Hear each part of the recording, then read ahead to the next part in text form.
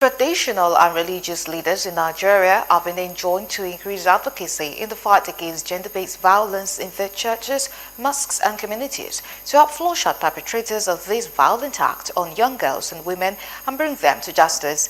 At a one-day engagement workshop for faith-based actors in Makadi, the Benue state capital, the traditional and religious leaders were urged not to compromise but report cases on sexual violence against young girls and women to the police and other constituted authority in order to stem the tides and restore their dignity.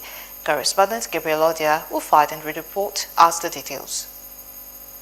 Go unpunished in communities, particularly displaced community. Victims have been left to suffer either physically or psychologically due to acts of compromise by leaders or the fear of stigmatization by families. The situation has continued to fester without any end in sight, as more young girls and women are likely to face more danger in their homes and communities by relatives and sometimes closed-door neighbors. A situation this workshop seeks to explore to ensure the perpetrators are exposed and brought to justice.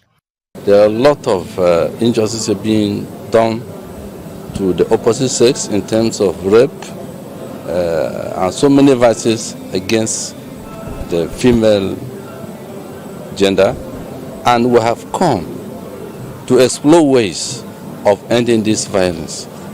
At times people keep silent, at times people are ignorant. At times because of stigmatization they fear to speak out. But these are critical issues that we have come to unveil them to the leaders. How will you feel if your own child is violated? How will you feel as a person if your child is raped? You know, that child carries that stigma for the rest of her life, and it goes about, that thing could go about affecting her marital life. She may not get maybe a desired or productive marital life. It might be maybe haunting her life.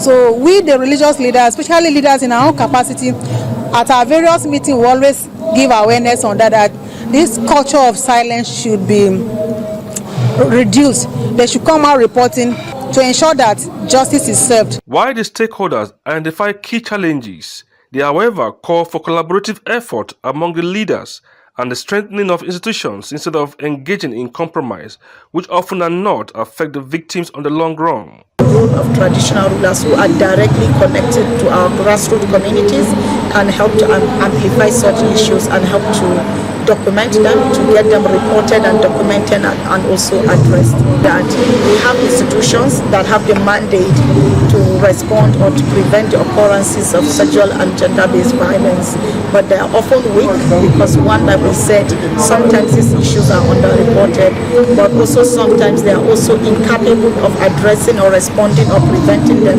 because the institutions have not been empowered enough. The coordinator, who expresses worries over increase in sexual and gender-based violence in Nigeria, calls for more documentation and reporting among community leaders. In Makurdi, Gabriel Odia reporting for Galaxy TV News.